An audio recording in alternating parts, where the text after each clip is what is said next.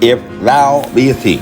But oh, how fallen, how changed from him who in happy realms of light, clothed with transcendent whiteness, didst outshine myriads, though bright.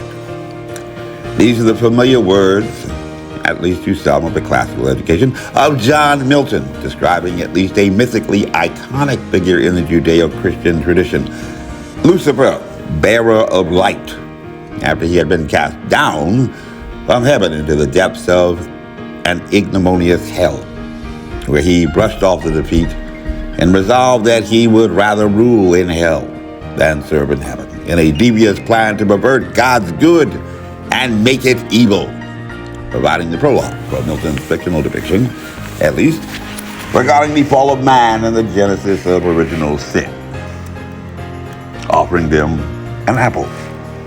Or do you prefer Macintosh?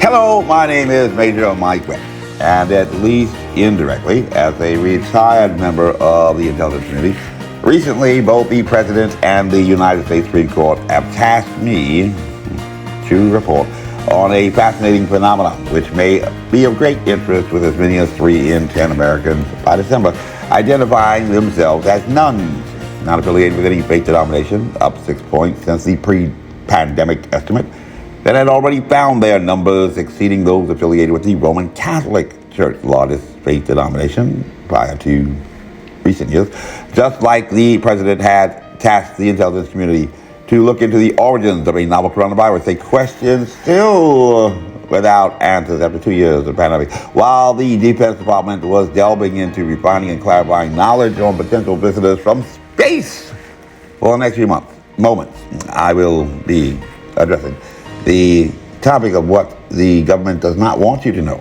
about the existence of God in an unclassified format, which we might just for Lenten season describe as Jesus Christ, extraterrestrial. And as promised, we will now finally be proceeding, if you caught the teaser at the beginning to the topic of Paradise Lost, because one of the ways in which a methodical inquiry might begin in a college school, a good college school, to determine existence of a phenomenon like God is to begin like the artistic method of the sculptor Rodin, with whom we are familiar with his finger, this bump on the head, carving away at what is not and what, in order to give you what he wants you to have. Just carve it away. Anything that's not in a man with his fist on his head, then we just carve that away, and then we'll have that image. That was Rodin's idea of art. That's what he said. And what better example in the dualistic realities of Hegelian dialectics, very, very popular within the States congressional history. Star Wars clashes between the evil empire, the rebels aided by Jedi Knights in the Force. I am your father. Or even the Federation of Planets versus the terrible Romulans and Klingons. Live long and prosper. Then to use a simplistic form of multiple choice, like on the SATs, that apparently are racist, examining the antithetical villain or protagonist, words with which we should be familiar in grammar school, in literature to the protagonist or hero of the Christian narrative, if only to attempt to discern the attraction of a loser. A loser! Loser for, come on, think about it, in defiance of what has consistently been described as omnipotence. How are we going to take on omnipotence? I mean, all-powerful, which logically cannot be overcome by a majority. But we got 5 guys. It doesn't work. He's omnipotent. Hello, try as one might. It may be truly fascinating, but it is simply not logical. And apparently, just like at least this fictional character was able to seduce the inhabitants of Eden, a paradise short of heaven, described at least by the poet Milton as another heaven from Heaven Gate, not far, bounded in view on the clear higher line, the glassy sea of amplitude almost immense, with stars numerous and every star perhaps of a world of destined habitation, someplace where they might go, but not necessarily where others are they are found today. And where with her nether ocean circumfused, talking about the atmosphere now. He's not talking about the deep blue sea. There, pleasant dwelling place, found thrice happy men and sons of men, whom God hath thus advanced, created in his image, there to dwell and worship him, and in reward to rule over his works on earth, in sea, or air. Someone's implying that perhaps you cannot, enslave the Martians because they're not from Earth. And of course, from here we see they may not exist. And multiply a race of worshipers, holy and just, thrice happy if they know their happiness and persevere upright. Constitution made for a religious and moral people in the Garden of Eden. And at least in the beauty of a poetic metaphor, thus was kept the Sabbath. Thus the Sabbath was kept. But we have a pandemic. You still got to keep the Sabbath. And whether he be called Satan, Lucifer, Beelzebub, Baal, Pazuzu, Mephistopheles, Old Nick, or even Baphomet, the symbol of the New Age Satanic Temple, with as many as 200 registered members that in 2015 had attracted 600 invited guests in Detroit to unveil a 9-foot-tall bronze statue of a goat-headed figure. I don't know what your attraction would be to that, but some people were really into that. The vision of the organization's co-founders, Lucian Graves, that just sounds darkly, and Jex Blackmore, very, very dark, that had been established in August 2014. Is that the real names? I have to wonder. Even moviegoers are attracted to the appeal of what most conforming to a dualistic conception of reality oft described as the incarnation of evil. And with an A-list cast of actors like Al Pacino, or even a child star like Linda Blair, at least the investors in Hollywood know that mammon means money, big money. Some people say in Arlington, mammon builds a church.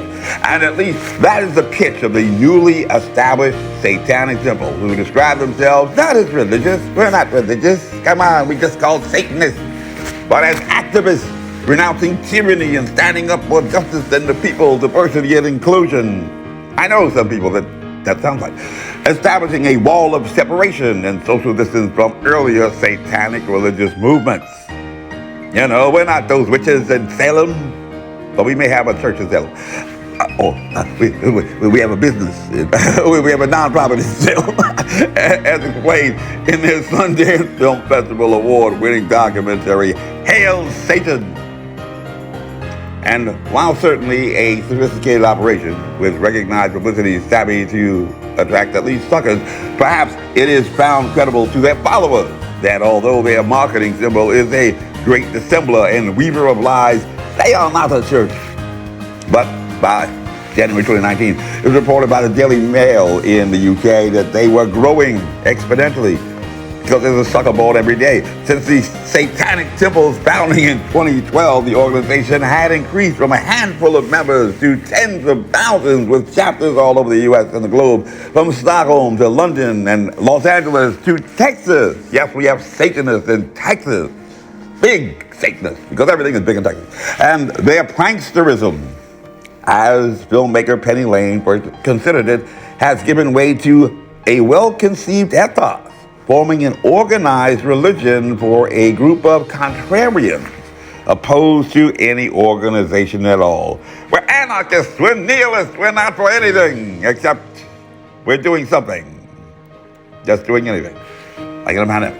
And one of the most serious objections expressed by traditional Satanists who annually await the summer solstice to celebrate, often in what are described as the most satanic cities in America, which include Windsor, Connecticut, Spokane, Washington, Chicago, Illinois, Los Angeles, and New York City, with the honorable mention for Portland, Oregon, according to Vocative, a publication on a mission to see the world through new eyes, is that even though they have displaced, I wear my sunglasses at night, they have displaced the public image of the old school Satanists or on media platforms like BBC and CNN, covering both. They even claim to be more atheists, not believing in God, which logically is required for a Satan to exist. So at least in the opinion of the press, out with the old religious outcast in a world of declining influence, and in with the new activist, social justice-minded Satanists that find right-wing conservatives and evangelical Christians now railing against the good guy. Satan was a good man, promoting their hate. These right-wing conservatives, the dictators, are going to take over the world by 2030, United States. That's what they say. Who was surprised to not find Sin City, Los Angeles, on the list of Satan? I will.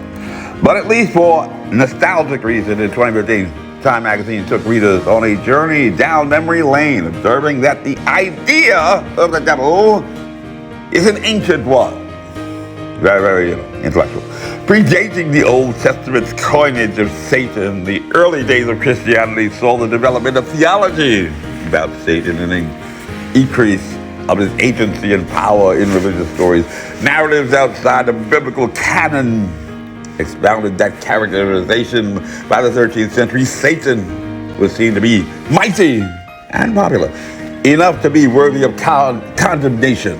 This is why we condemn him, because he's popular, kind of like Donald Trump. Some of the confessions in the Inquisition age, when we had that little terrible incident with Galileo, some of the confessions in the Inquisition age must have been sheer defiance faced with a ruling establishment that was sanctified by the church. A resentful peasantry followed the proletariat, followed by the only image of rebellion they knew, Satan. We're not evil. It's this man and the system that's evil. Workers of the world unite behind Satan. Time positive. An explanation now serving as the marketing model of the new and improved satanic temple. Not religious, of course, but anti-oppression. Very diverse and inclusive. You can even be gay. The satanic messiah became especially appealing in times of despair, such as the era of the plague, known as the Black Death. Real or imagined, the pact with the devil may have been the last bad hope for safety in a world falling out of joint. For God's sake, please take the vaccine. That's not in time, but I kind of added that. Ad-lib. Tells it in my character. According to Time magazine in 2015, before a global public health crisis had closed the doors of places of worship and found those who do not profess any religious denominations surpassing even the Roman Catholic Church in affiliation by perhaps, we can say, mere coincidence. This was not an organized plan. We just happened to overcome you in a pandemic. And at least in Newtonian physics, however, for those who follow science, guy who had the apple fall on his head said, let me think about some science stuff so that doesn't happen again. For every action, there is an equal and opposite reaction. This, perhaps mythical figure of deity who is celebrated by those who profess religiously has prompted some efficacious response and too substantial a report to declare flatly that there was nothing there as its goal. Any other conclusions simply would not be logical, and we can propose, at least at this juncture, in evolving science, revolution, shifting paradigm. In the revolution, according to Che, apples not just fall from the tree, you have to make it fall. Even he follows Newton. We can propose, at least at this juncture, that like the angel dust factor concern for a person engaged in national security, or even the threat of a Messiah's second coming and rapture, might present a credible concern for emergency preparedness, ready for the hereafter, making provision, and contingency planning in the event that zealous adherents, motivated by fact or fantasy, get any wild ideas about setting off an insurrection to overthrow the established order. Remember what happened after people were screaming, stop the steal for fraud that allegedly did not exist? Think about it. Goodness gracious, the rapture is coming. And looking at the opposition, back in the 1920s, there were Jehovah's Witnesses that literally packed their bags, ready to go to heaven, twice. And looking at the opposition of the array They didn't attack the Capitol. They just sat patiently waiting for the Lord to come. And looking at the opposition and the array of forces amassed on the borders of a Judeo-Christian conception of a God in heaven, in 2015, in addition to the Satanic Temple, headquartered in Detroit, as many as 9 other separate satanic denominations have been identified in the United States, to include Luciferians, who also promote themselves as not a religious order. Very, very big trend we're going to start to see, treating Lucifer as just a symbol. Ralph Northam said symbols are important, but they say, no, it's not important. He's just a symbol, and ascribing to 11 Luciferian points. You have your points, you have your principles, you have your creeds. Sounds very, very, professional. Why you're not a religious type organization or political type organization, but you have these points and other, things that sound like you're trying to get something done. Because those familiar with etymology should know that Lucifer means bearer of light. Lucifer, we chose Lucifer because it means light. And in religious doctrine, he was indeed God's most favorite archangel until he decided to set off an insurrection with that light. God didn't like it. Next, there are turn out that light. Next, Bugs Bunny. Next, there are the following of the anti-cosmic Satanists, or chaos Gnosticism. They seem to like these, terms. They sound like people have gone to college, but most of them probably haven't even gone to a good college, or even completed them, who believe that the cosmic order created by God is nothing more than a grand fabrication, and behind that illusion is an endless and formless chaos. Oh yeah, chaos theory. I can see, a guy in Jurassic Park from a chaos. And this, Jeff Goldblum, and this seeming intellectualism presents a deity. Look at what happened to him in The Fly. Did you want to learn it? Did you want to end up like The Fly? Stop following Jeff Goldblum. And behind that illusion is an endless formless chaos. And this seeming intellectualism presents a deity dating before the Judeo-Christian conceptions back to astrology, and rails against those forces, always the forces be with you, that had set up antiquated codes that encumbered man's liberty and free spirit. Why shouldn't we be free to drive a motorcycle without a helmet, or touch a hot stove, or even fly, right? Where are my flying cars? It's simply oppressive. And you'd be surprised how many persons who could not get into an Ivy League college actually believe all of this crap. Next, there is transcendental Satanism, and who is not a fan of Eastern thought. I know Kung Fu. I knew Jimmy Lee. Oh, not a statement. And spiritualism. And founder Matt the Lord, yes, Matt the Lord Zane, informed followers that he had been introduced to Satan after a hit of LSD. Okay, if you're following a man who tells you he's on drugs and found his vision on drugs, your body and your choice. Next, there is demonolatry, which literally means the worship of demons, deadheads. Next, there is demonolatry, which literally means the worship, literally. We don't need no education, if that's English, which literally means the worship of demons, though modern demonolators do not actually worship demons. No, we said demons, but we don't mean demons. Instead, they work with demons. Oh, of course, I've worked with a few demons myself, as each demon is seen as a force or energy that can be called upon to aid in rituals or magic. Very, very interesting. Now, there's actually a person who admit that they have psychological problems, with now a psychologist who is telling us about different things that she has found that she, like, men in black who follow aliens, and also other paranormal things. That she has discovered that even though science has refuted most of her theories, she still yet believes, as a psychologist. Okay. Now, each demon is seen as a force or energy that can be called upon to aid in rituals of magic. This medieval occultism and attraction to the black arts, which was essentially the time when magicians discovered the parlor tricks that had entertained children, actually fooled adults, is popular amongst persons who refrain from science and math study in high school and college, but claim to be following the science without reading any science reports in a public health crisis is anyone's guess, not rational. So, Was Jesus Christ another E.T., Superman, or Vulcan ambassador from the Interplanetary Federation of Planets, hoping to provide us alien technology and warp speed capability? There is a Star Trek episode featuring Dynasty's Joan Collins, and even Captain James Kirk tells his chief science officer that he should take the precaution to hide his pointed ears if he wanted to survive an encounter with mankind. So let's pause here and continue in our next video regarding the extraterrestrial Jesus, God Unclassified, with the post-pandemic topic we had hoped to arrive at in this video, Paradise Lost. Who woke up surprised? This briefing is unclassified, as you will.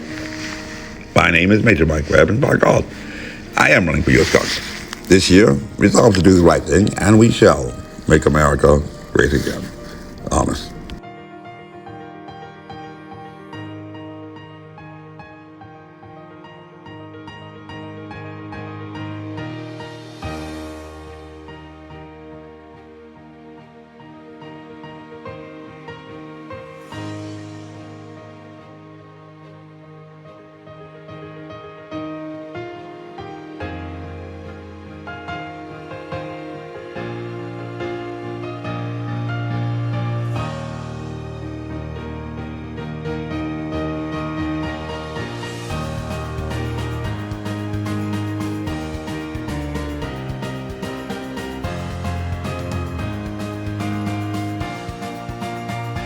This advertisement was authorized by Mike Webb.